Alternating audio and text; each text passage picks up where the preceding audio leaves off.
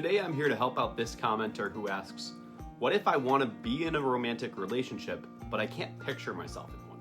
It sounds like you're experiencing some complex feelings around romantic relationships and your place on the aromantic spectrum. And that's totally okay. Let's dive into this a little bit deeper and see if we can find some terms that you might resonate with. First, let's talk about people's comfort level when it comes to romance. It's often described in this 4-quadrant axis. The first two are romance repulsed and romance averse. This describes someone who feels mildly to severely uncomfortable with romance or with displays of romantic attraction or affection. These two are separate by one important detail though. The key difference is actually you yourself. Romance averse people object specifically to when the idea of romance involves themselves, but are indifferent to or may even enjoy romance that doesn't involve them. The third one is romance indifferent. A person who's indifferent to romance is neither uncomfortable with nor really enthusiastic about romantic gestures or displays of affection. It exists, they're fine with it. And the fourth one is romance favorable. This describes someone who's comfortable with and may even enjoy romance or displays of romantic affection, including ones that involve themselves. Now, considering your feelings about wanting a romantic relationship, but also feeling overwhelmed, there are several aromantic spectrum microlabels that I've compiled that might help you understand your experience a bit better. Shout out to the Aromantic Spectrum Union for Recognition, Education, and Advocacy for their glossary of aromantic terms at aromanticism.org, which I referenced for this video. So if you find yourself still searching, that's a very good place to start. Let's go through some aromantic microlabels that might help point you in a direction that feels right for you. The first is the term on the video that you commented on, which is Romantic. This label fits people who do not experience romantic attraction but still want a romantic relationship. If you find that you still want to be in a romantic relationship despite not feeling romantic attraction, this could be a good fit for you. Next is aromantic.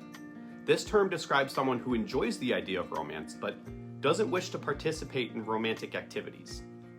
If you like the idea of romance but feel overwhelmed by the thought of being in a romantic relationship yourself, this might resonate with you. This is actually a new one that I just learned for making this video, so I might be mispronouncing it, but the third one is romantic.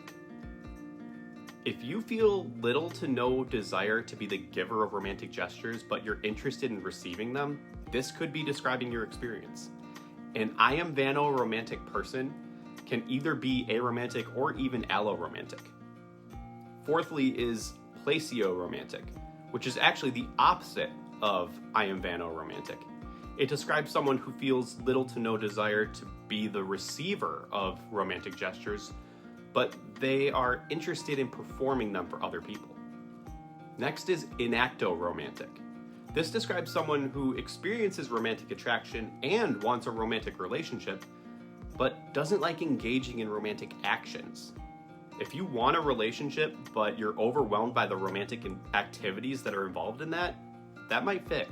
This next one isn't particularly an aromantic microlabel, but I wanted to include it anyway. Venus platonic. If you don't want romance or a romantic relationship, but you value strong platonic relationships, including exclusive ones like QPRs, this might resonate with you. This term also applies to those who experience a type of tertiary attraction. Next is romantic. If you feel like your identity is a mix of many aromantic spectrum identities, this term might describe your experience. It captures a sense of having multiple aromantic spectrum identities as part of one overall identity.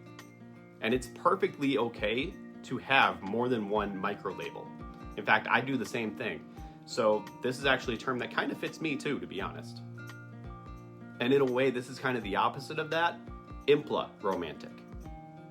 If you find yourself constantly doubting and searching for the perfect label that fits your orientation, romantic might be a term that describes your experience. It's somebody that's constantly looking for that right fit. And my last term that I want to talk about today is Romo Aro. It describes someone who's on the aromantic spectrum and they either experience romantic attraction in some way or they desire a romantic relationship.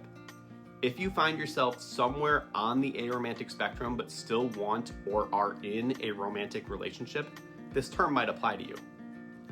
Remember, these labels are just tools to help you understand and communicate your feelings better. It's perfectly fine to explore them and see which one, if any, fit, but I want you to remember that your feelings are valid and it's okay to take your time figuring things out. I hope this helps. And feel free to reach out if you have any more questions or need further clarification. Thanks to everyone for watching. If there are microlabels you'd like to see me talk about or ones that you think might help the original commenter, please leave them in the comments here. And don't forget to like this video, share it out, and subscribe for more Aro and Ace content.